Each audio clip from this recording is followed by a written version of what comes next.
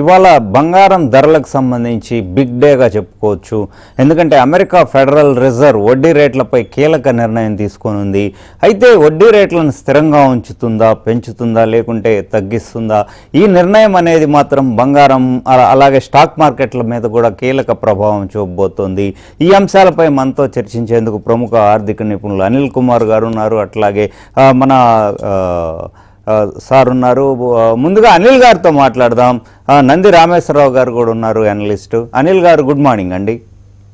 Good morning. Sir, ఈ fed భేటీ ఎట్లా interest రేట్స్ని స్థిరంగా ఉంచుతుందా, లేకుంటే ద్రవ్యోల్బణ ఒత్తిళ్లకు లొంగి మాత్రం స్టేటస్ కో మెయింటైన్ చేస్తుంది అంటారా, తగ్గిస్తుందా, లేకుంటే పెంచుతుందా అంటారా?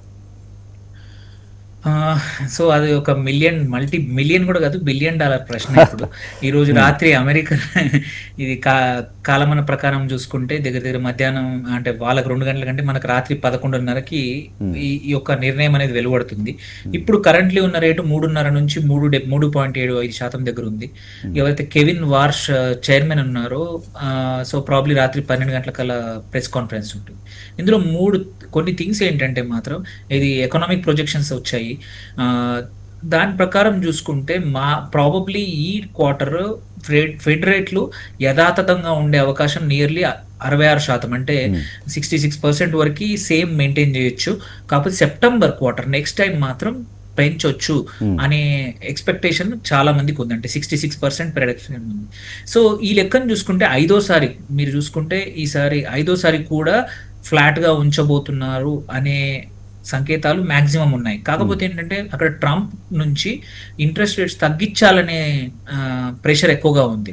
ఎందుకంటే తనకు ఎలక్షన్స్ కన్నా ముందు ఇంట్రెస్ట్ రేట్లు తగ్గితే, హోమ్ లోన్లు అన్ని తగ్గితే ఓట్లు తన వైపు తిప్పుకోవచ్చని ఆయన ప్రెషర్ పెడతా ఉన్నాడు. బట్ ఇక్కడ హోల్డ్ అయ్యే అవకాశాలు ఎక్కువగా కనబడతా ఉన్నాయి. ఎందుకంటే ఆయన చెప్పడం కానీ, ఆయన పద్ధతి కానీ, కెవిన్ వార్ష్ వల్ల ఏదైతే ఉందో, దీనికి కూడా థింగ్ ఏంటంటే ఎందుకు హోల్డ్ అయ్యే అవకాశాలు ఎక్కువ ఉన్నాయంటే, మీరే చెప్పారు, ద్రవ్యోల్బణం ఎక్కువగా ఉంది. నియర్లీ 4.2% ఉంది. కాకపోతే ఏంటంటే ఇంట్రెస్ట్ రేట్ తగ్గించడం పక్కన పెట్టండి, పెంచే అవకాశం ఉందేమో అని భయం ఎక్కువగా ఉంది. ఎందుకంటే ద్రవ్యోల్బణం 4.2 అండ్ ఫెడ్ యొక్క లక్ష్యం ఏంటంటే 2% అనేది వాళ్ళ ద్రవ్యోల్బణం పైన వాళ్ళ టార్గెట్. అలాంటి డబల్ అయి కూర్చుంది. ఎందుకంటే ఈ చమురు ధరలు చాలా పెరిగాయి. జూలైలో నియర్లీ 20% పెరిగాయి వార్ ఇష్యూస్ వల్ల. అట్లాగే హెడ్ లైన్ ఇన్ఫ్లేషన్ అంటాం, అది చాలా హాట్గా, అంటే చాలా ఎక్కువగా ఉంది. అండ్ జూన్లో కూడా ఏంటంటే 18 మంది అధికారుల్లో నియర్లీ 17 మంది ఎవరైతే ఫెడ్ నిర్ణయం తీసుకునే వాళ్ళలో ద్రవ్యోల్బణం అనేది హై రిస్క్ వైపు ఉందని ఆల్రెడీ అనౌన్స్ చెప్పారనమాట. సో ఈ లెక్కన చూస్తే అటు ఇటు అయితే ఇంకొక 25 బేసిస్ పాయింట్ ఇంట్రెస్ట్ రేట్ పెరిగే అవకాశం ఉంది, కానీ తగ్గే అవకాశం అయితే లేదు. But that to 1/3, only 1/3 members అంటున్నారు. అది సెప్టెంబర్ క్వార్టర్లో చేయొచ్చు ఇంట్రెస్ట్ రేట్ హైక్. ఇప్పుడు మాత్రం హోల్డ్గా ఉంచుతారేమో అనేది మోస్ట్ ప్రాబబ్లీ అదే జరగచ్చు. సో ఈ రేట్లు పెరిగితే మాత్రం, ఇంట్రెస్ట్ రేట్స్ పెరిగితే మాత్రం ఇమ్మీడియట్గా ఇంపాక్ట్ ఇటు ఈక్విటీ మార్కెట్స్ పైన, మనం బంగారం మాట్లాడుతున్నాం, బంగారం పైన కూడా ఉంటుంది. అప్పుడు బంగారం పడిపోయే అవకాశాలు ఎక్కువగా ఉన్నాయి. So there is maximum chance మాత్రం హోల్డ్ అయ్యే అవకాశాలు ఉన్నాయి, at least for now. Next time మాత్రం ఒక 0.25% పెరిగే అవకాశం ఉంది ఇంట్రెస్ట్ రేట్లు అమెరికాలో. Right sir, overall interest rate scenario చూసుకుంటే గోల్డ్ మీద ఇంపాక్ట్ ఎట్లా ఉండబోతుంది? ఒకటి, ఇప్పుడు కరెంట్ ఇలాగే ఉంటే మాత్రం ప్రాబబ్లీ పెంచకుండా ఇలాగే ఉంచితే మాత్రం గోల్డ్ ఇమ్మీడియట్ గా రైజ్ అయ్యే అవకాశం ఉంది. ఈక్విటీ మార్కెట్స్ కూడా కొంచెం మళ్ళీ చిన్న ర్యాలీ చూసే అవకాశం ఉంది.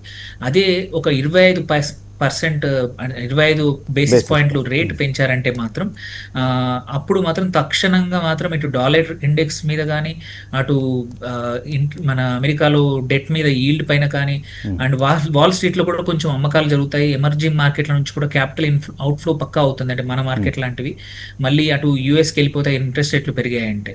సో మనకేంటంటే 2 రకాలుగా దెబ్బలు తగులుతాయి ఇండియాకి. ఒకటి, రూపాయి పైన ఒత్తిడి పెరిగి మనం మొన్న మళ్ళీ 95 పాయింట్ దగ్గరకు వచ్చాము. ఒక ఫ్యూ డేస్ బ్యాక్ 97 కూడా దాటింది, 97.7 దగ్గరికి వెళ్ళిపోయింది. సో మళ్ళీ ఎఫ్ఐఎస్ అనేది ఇంకా అమ్మకాలు పెంచొచ్చు ఈక్విటీ మార్కెట్లో. సో ఇవన్నీ చూసుకుంటే మాత్రం ఈవెన్ 0.25% అనిపించినా గానీ, దాని ఎఫెక్ట్ అనేది బోత్ బంగారం మార్కెట్‌లకి, అటు ఈక్విటీ మార్కెట్‌లకి కూడా నెగెటివ్‌గా ఉండబోతోంది. అండ్ మన రూపాయి కూడా నెగెటివ్‌గా ఉండబోతోంది ఇంట్రెస్ట్ రేట్లు పెరిగితే. తగ్గించడం మాత్రం అస్సలు అవకాశం లేనే లేదు.